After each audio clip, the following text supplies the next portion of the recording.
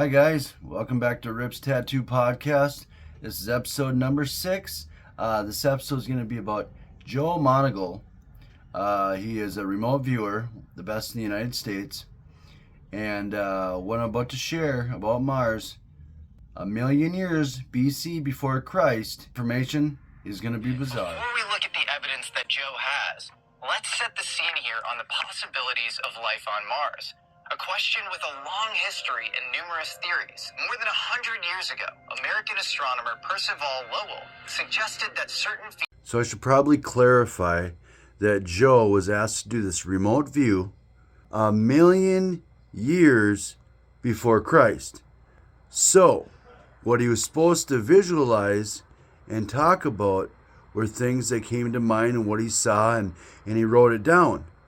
Little did he know that the remote view was for Mars. So coming up, what you're about to see is what has been now shown, new information about this, since we can now see Mars, and with the James Webb telescope and our telescopes now, we can actually see the images that are on Mars in great detail, whether or not there are pyramids or there are canyons. Well, we already know there are canyons, but the size of the canyons, and now we can now verify that what he collaborated is actually kind of true. So, I don't know, you be the judge and tell me what you think. Check this out. It gets better. being observed on Mars were not natural. Back then, in the late 19th century, the idea that Mars had seasons, vegetation, flowing water, even large rivers, was kind of popular. We had to speculate because we had no way of knowing otherwise. A lot of this speculation was fueled by dark areas and irregular-looking patterns observed on Mars. But Lowell went as far as to claim that parts of these dark areas and patterns were purposefully built irrigation systems designed by a Martian civilization.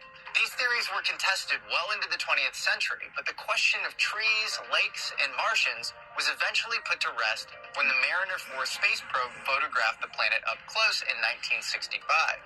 These photos revealed an inactive planet, barren and apparently lifeless, although there seemed to be clear evidence of water having existed in the past, with extinct riverbeds and basin-like formations. And therefore the question remained: if there was no sign of life currently visible on the planet today, could it still have existed in the past? Perhaps due to the presence of a technologically advanced civilization. In the mid-1970s, the Viking orbiters sent back an image that caused quite a stir.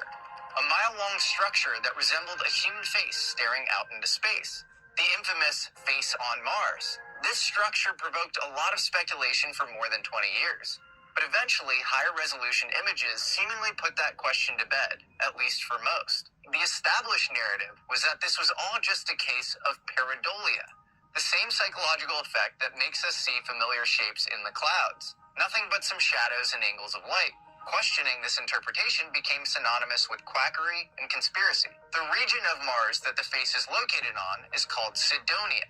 Some researchers believe that the face is just one part of a larger set of structures in this region that also demonstrate unnatural features, perhaps even displaying specific design characteristics that suggest geometric patterns and intentional positioning, like stellar alignments.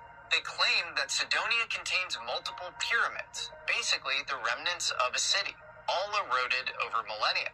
These formations appear to be aligned in highly unlikely ways, raising the question of whether their placement is entirely... There's a lot of speculation and theorists that believe we came from Mars.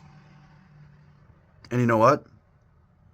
A lot of the stuff that's coming out right now is it's debatable, but that's for you, the viewers, to decide. I mean, I know what my thoughts are. Could it be that we are from Mars? Could it not be we're from Mars? What if this remote viewing is just all a bunch of bullshit? But that's something you got to ask yourself. Some things you just have to have faith. I have faith in a higher power. I have faith in God. Because God has faith in me. So what will you guys believe? What do you believe?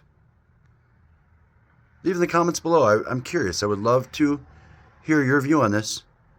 And if you guys believe that this is legit.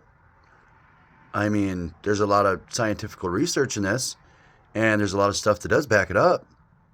And why would the government be doing this for years and years and years? Why would they have kept using it since the World Wars?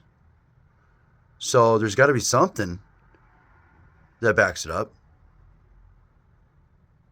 Because why would people be putting so much research into this? Why would people be saying that, hey, you can telepathically get these, UFOs to crash? And why would they have a retrieval program? And why would there be all this underground bullshit, all this underground stuff that they're hiding from us? Why? Why hasn't there been disclosure yet? Could it be that there's a hitchhiker effect? That once you go into the realm of the phenomenon, bizarre stuff may start happening at your place or in your residency or with your family. Is there truth to that, guys? Do you guys think that there may be a little truth to that? I believe so.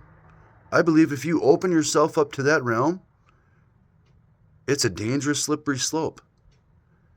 And I've counted the cost myself. And yes, I have taken the plunge. Yes, I have dwelled and gone into that realm.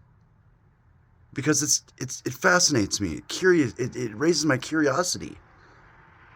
I know in the Bible it says don't mess around with spirits, that it's forbidden. And I think the reason why is because you do open yourself up to a lot of things. Some good, some demonic. But the curiosity of the unknown, the curiosity of life, after this life, it's hard to not get your feet wet and to try to understand the unexplained. So what do you guys think? Do you think we should be diving into these kind of things? Do you think that biblically we should, as followers of Christ? That's up for debate. That's up for you to decide. So, should we get our feet wet or what?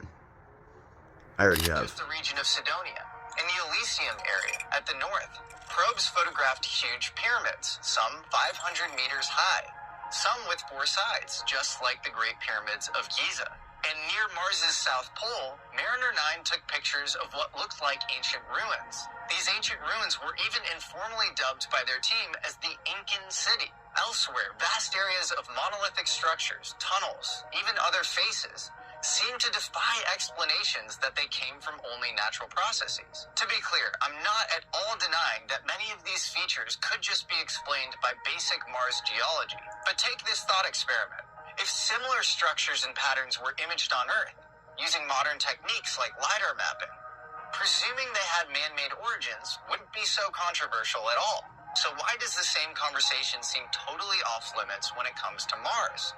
What if these structures are ancient? What if they're millions, even billions of years old? This raises another question. Are we seeing all the data? We must trust that organizations like NASA are sharing these images and data transparently, but this has been questioned in the past. For instance, Stanley McDaniel, a professor emeritus at Sonoma State University, wrote a 200-page book about NASA's failure to properly investigate the structures on Mars, and questioning why that was the case. Richard Hoagland made similar claims in, admittedly, his very controversial book, Dark Mission: The Secret History of NASA. Which brings us to the most recent chapter in this story. In 2001, the Mars Global Surveyor captured an image that has only just made its way onto the mainstream, causing a stir on X and gaining some high-profile attention. The image shows a square structure with clear right angles, possibly spanning several kilometers per side.